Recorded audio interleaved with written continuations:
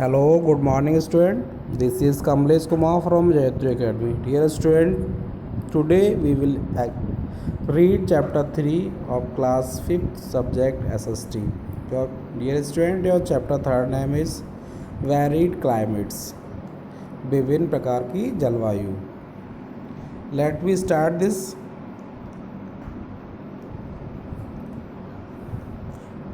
Weather and climate. Weather means जानते हो मौसम और क्लाइमेट मीन्स जलवायु.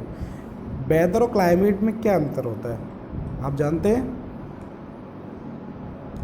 देखिए बेटा, वेदर क्या होता है? Weather is the condition of the atmosphere around us to short period.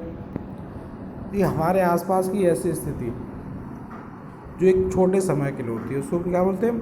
Weather. This weather में भी सनी, क्लाउडी, टुडे मतलब हो सकता है कि धूप निकली हो, उसी दिन क्या हो जाए, बादल हो जाए, वर्षा हो जाए. This is it is the weather. इसको क्या बोलेंगे? Weather. But it may change the next day. अगले दिन बदल जाता है. Weather changes from day to day. जो मौसम होता है वो क्या बदलता रहता है. Climate is the average weather condition of place over a long period time. और क्लाइमेट क्या है?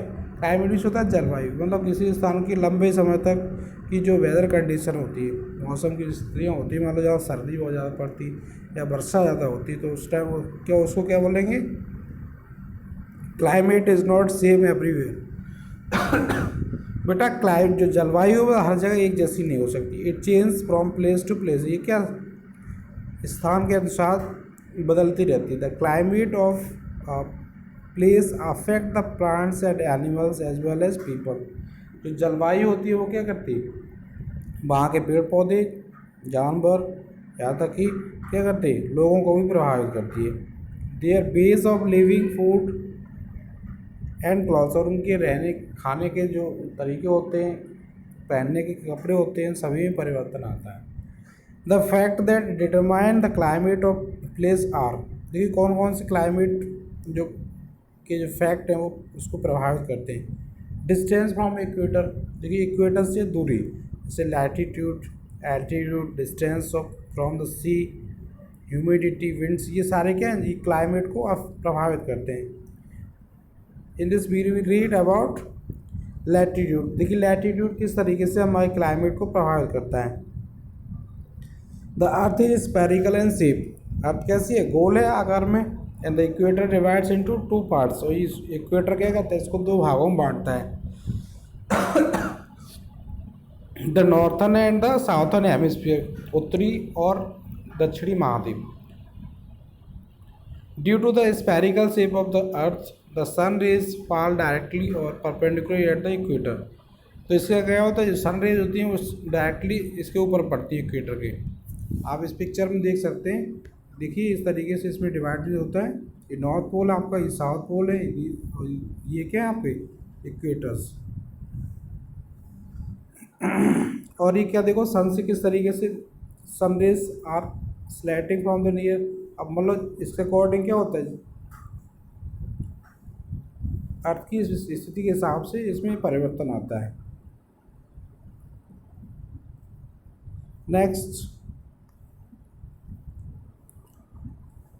Next is have more heat is receive from the unit area. मतलब जब सीधी पड़ेंगे तो क्या होगा? उस जगह पे गर्मी ज़्यादा होगी. Therefore the places near the equator receive more heat and are hotter than the other areas. जो स्थान इक्वेटर के आसपास होते हैं वहाँ पे क्या होता है? वो ज़्यादा गर्मी में वहाँ पड़ती है. As we move from the equator, जैसे हम इक्वेटर से चलते हैं टुवार्ड्स द पोल्स और ध्रुवों की तरफ जाते हैं तो क्या होता है? The sun rays become more and more slanting and therefore the some amount of heat received from the sun spread over the wider area.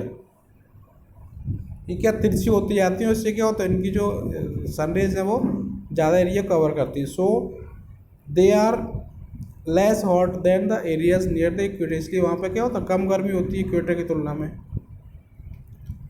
Look at the diagram given in page number 18. It is we can see the falling of sun rays directly on the small area on the equator.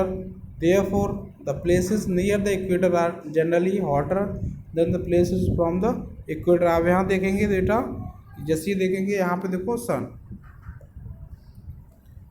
अब यहाँ से जो sun rays आ रही है ये क्या है आपको देखो, सीधी जो पड़ रही है इक्वेटर में, वहाँ पे क्या बहुत ज़्यादा गर्मी होगी, जितनी ये तिरछी पड़ेगी वहाँ पे क्या, और ज़्यादा एरिया कवर करेंगे और इनकी जो हीट होगी वो कम होगी। इस तरीके से ये इसको प्रभावित करता है। Higher type of the sea level, देखिए समुद्र तल से ऊंचाई भी इसको प्रभावित करती है।